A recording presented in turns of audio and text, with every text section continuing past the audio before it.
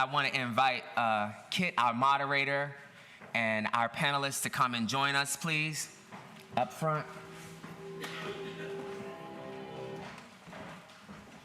Great intro music.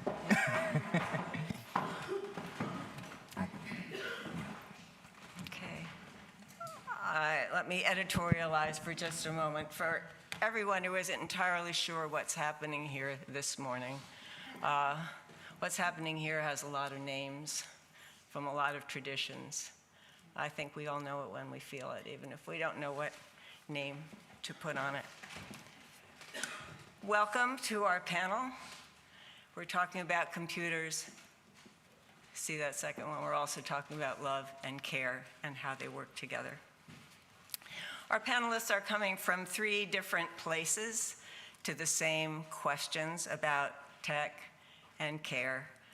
They have 2 things very much in common. One is that they all live fully in the digital world. Some of them depend on it for their livelihood, and some of them depend on it for their social life, and some of it depend on it to pose the moral questions that we all have. The second thing is that they are all involved in one way or another in giving and receiving care and are looking for ways to adapt that mission that we all have to current state. Brief introductions. These are not conventional bios. These are not conventional people. I'll start with Mage. Mage is a creative writer, a teacher, a healer, currently working deeply with the interplay of AI and creative writing, and has said that she's devoted to creating, are devoted to creating radical healing spaces. Sean, most of you know, leader of the Beacon Adult Chaplain Team, one of them a parent. On the professional side, works with AI and augmented learning strategies and is a self-described lifelong scientist. And Essa, whom we heard from earlier, doing double duty here, one of the leaders of Beacon's chaplain group, junior in high school, born into a digital world that many of us are still trying to understand the transition. I am a chaplain. I facilitate a community group. Most of those interactions happen virtually. The real reason I'm here is that I was the only one in the room when Reverend Jay decided that we probably needed a moderator. So, hi. Let's begin, Sean, with you, because I know that Clara and the Sun, the excerpt that we heard from Helen, is a book that means something to you. You've recommended it, you've read it, and the idea that I want to bring back is this one. The idea came into my mind that for Josie to receive the Sun's special help, it might be necessary to draw his attention to Josie's situation in some particular and noticeable way. So I wonder, Sean, in what particular and noticeable ways have you seen technology used to provide care and support, to erode perhaps care and support? How successful were they? What worked? Well, in the early service, we were reflecting a bit on technology as a connecting factor through COVID and the pandemic. But in this service, I want to reflect on the Me Too movement and Black Lives Matter. These types of social movements have been catalyzed because of digital channels, giving people the stage and connection that they need to spread those ideas through the world. I think without technology, it would be much slower, much more siloed. And I'm excited by the way that we can connect as a global community to infuse these viral ideas that have big change potential. So that to me is an example of where technology has been a catalyst for good. Okay, thank you. I would follow up with you, Mage. I know that that excerpt meant something to you as well. And in your creation of radical healing spaces, I wonder if you heard room in what Sean just said for what you're working on. Yeah. Thank you.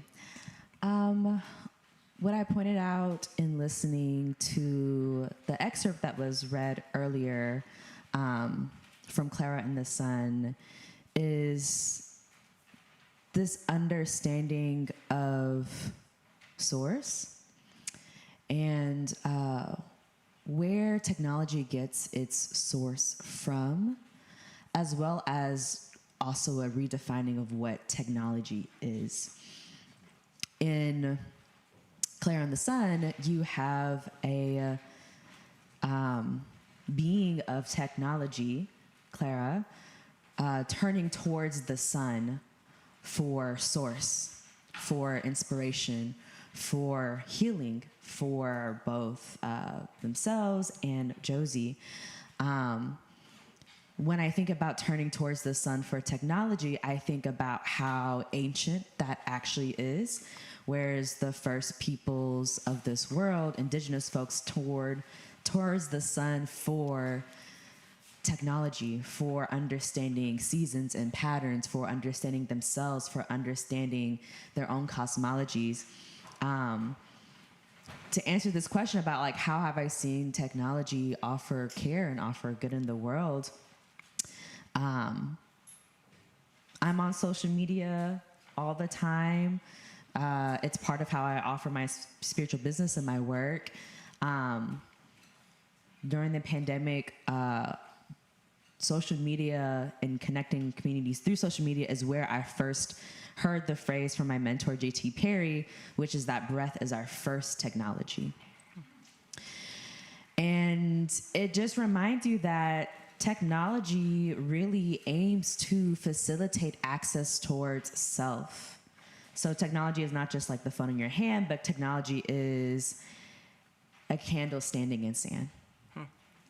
Technology is a vocal box offering healing and balm to somebody. Technology is a hand on the diaphragm or the chest when we're feeling the putter, putter, putter, right? So that's kind of where I want to begin, is just this redefining of technology and understanding that technology exists way, way beyond just your phone, but it's already in us. Thank you. Let me just note, I recognize that we're past the customary closing hour. We're going to keep cooking for a while. I hope you'll be able to stay. I'm also aware that there are meetings going on 12:30, 12:45, and we'll be sure to be clear before you need to go to those other things. Okay, I will now invite the panel, all of you, to think back 5 years to the pandemic. Pandemic transformed a lot of our relationships and expectations about what we could do in community, individually, online, offline. I wonder how much of it stuck. I wonder how much of it, enlightened you. Essa, let's start with you. So for me, the pandemic was during middle school, and it definitely impacted me a lot because my whole life was online, school was online, my friends were online, and there was, positives and negatives to it. I was able to find and build communities online and find ways to connect with other people, and I think there's a lot to be said for that. And like I said earlier, a lot of things became more accessible. I am in therapy, and so with doing therapy online, that's still a thing that you can do. So if I'm not able to make it into the office, I can do that online now. So there's a lot of things that became more accessible. Kit mentioned me earlier, we were talking about how, museum exhibits and stuff are online. So I think that was a really positive thing, to just, a lot of things were more accessible. But what I think was also one of the downsides was a lot of people in my generation who were going through early developmental time, is a lot of us became really reliant on technology as a source for connection. Often in school, when we're not doing anything in class, I see everyone take out their phones rather than talking to each other. So I think it was a different experience for us to go through that, because we weren't able to learn how to make social connections without technology. Yeah, thank you. I see technology as neither good nor bad. I see it as driving us towards connection or away from connection, depending on the context and how people are intentional with it. When I think back to COVID and quarantining, my virtual community group was what kept me whole week after week, was being able to engage with people at a time when we couldn't see each other in person. What I think it did really lay bare, though, is what we cannot access through digital communication channels: the feeling of a person in the room, a hand on a shoulder, a hug from somebody. There is a lot that is lost through that medium. So I don't think it's a replacement for human connection by any means. I think it's an opportunity to augment and stretch the reach of our care capacities, but it's so critical for us to remain connected in person. I think we all feel that. It's what drew us here today. Yeah, thank you. Yeah.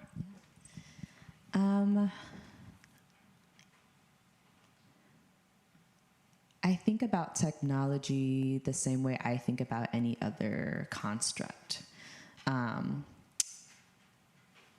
The way I explain why I went to divinity school to people, for example, is because I wanted to ask this question of, does God really hate me as much as people told me God hated me growing up? And by the time I left divinity school, the answer I gave was, God can be as much as a white supremacist as much as God can be a black trans woman. And so when I think about technology and my experiences with technology in the pandemic, I experienced technology as the love of black queer folks mirroring and dancing in this fun creative exercise with each other on Zoom, where you chose one person and you imitated them in your little Zoom box and you were all like in a dancing mime party, right? And I also experienced technology in a negative way where, because I participated in protests, the flood of protests that was instigated within 2020, I was also doxxed by a famous news anchor on Fox News called Tucker Carlson. And so it was really interesting to see a whole bunch of neo-Nazis called me a mermaid king, because that's how I identified myself. That was also the first time people started using he, him pronouns for me. And at the moment I was like, you know what, I like that. Names are our technology too, so I've changed my name multiple times since then, so even if they were to look for me, they wouldn't know who they were looking for. So 16. Oh, yeah, I should have to change it again. So, yeah, I feel like that's how I understand technology, especially within that time that was a very shaping time for a lot of us, is that technology can be a white supremacist just as much as technology can be a black trans woman. And I think that the question is, what do we do with that? What indeed do we do with that? And that leads into the next thought I have, which is a larger sociological thought. We all hope that technology will increasingly be used as an instrument of care and exploration and creativity. But is there a risk that the digital divide will grow and people who don't have access to technology or don't know how to use it or whom to ask how to use it will be even more isolated and deprived of support than they are today? I'd like to hear everybody's thoughts on that. We can start with you, Sean. Yeah, the short answer is yes. I think it's a conversation that we need to have, and it's a concern that we need to be willing to see.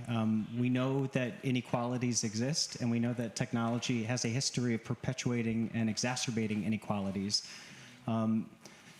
It is one thing to intend to do well with technology. It's another to just throw it out there and infuse it into the world and, hope that it's all going to solve itself. And I think that we're in a moment right now where we have to be willing to engage in challenging conversations around AI in particular. I think a lot of folks are like, over my head, I don't have space for this in my mind. And to those folks, I would say AI has reached a point where it's conversational. It's not coding anymore. It's not hiding behind a technical wall. It's right there at the edge of our fingertips. It's in the room in some cases. And I think it's important for us not to become disempowered in this moment, but to be willing to lean into those scary conversations, because it's through that engagement that we learn how to engage with the technology and how to stay engaged with each other when tech is in the room. Yeah. Anyone else have some thoughts? What was the question again? We were My mind talking just went, about "Ooh." inequalities being exacerbated, Yes. digital divide growing. Yes, and can technology provide care? Yeah. Or is it going to be a force to go in the wrong direction?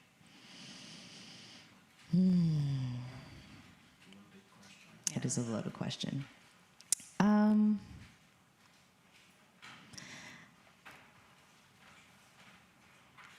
When I think and when I see people on threads say, y'all, you don't have to buy a counselor no more.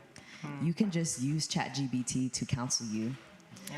I get very concerned. Not because I fully believe in like the clinical health system, because therapy hasn't always helped people either and can also be very carceral, but because we cannot heal something that doesn't belong to us. And we also cannot heal what we cannot identify. And so oftentimes people come to technology like ChatGPT, or people might come to technology like social media, or they might come to a therapy session and they go, heal me. I need to be healed. But there is no awareness on where the wound is coming from. I teach creative writing at the University of Baltimore, and AI is being pushed as a writing tool or technology for students to start using. And what we have found within teaching students writing and teaching them writing as it pertains to technology, and particularly like AI technology like ChatGPT, is that it takes the same skill set to ask a really well formed, crafted prompt in ChatGPT to get the quality of writing that you want that it would just take to write it yourself. So people are asking ChatGPT something, and it's really just giving them back what they want to hear versus actually engaging in a deep space of reflection. And so people ask for, when it comes to care and healing, people are approaching the technology of healing in the same way. Oh, I want my breath, I want my breath, I want to ask questions, let me find my breath. It's not enough to just tell someone to breathe. That's why we have, breathe with me. 1, 2, 3, 4, pause, and 4, 3, 2, 1. Right? You have to give someone the skill set to use a tool.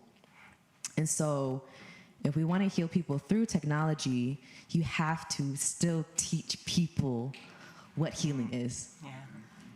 Thank you. Essa, before we wrap, what can you? On the topic of like care through technology, I think a lot of people find creativity healing, as we've seen today. And I definitely, like, with AI image generation, and, you know, I know a lot of people use AI for writing. I feel like the issue with that is we're teaching AI the wrong things. We shouldn't be teaching AI how to make art. We should be making machines that can do the work that we don't want to do, so that people have more time to be creative, have the ability to be creative. I feel like a lot of these companies are aiming for a profit rather than for a better society. Okay. I don't want to lose your attention, so I will give this back to Jay. Thank you all. Thank you all. Can we give them another round of applause?